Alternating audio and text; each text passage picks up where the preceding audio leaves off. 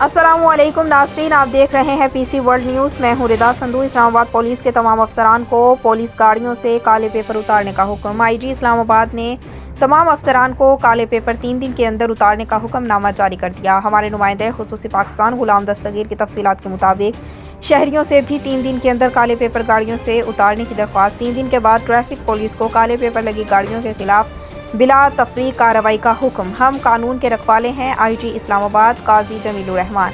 कानून पर अमल दरामद करवाने से पहले खुद इस पर अमल करना होगा। पुलिस अफसरान और शहरी सब पर कानून का बराबर इत्तलाक होता है।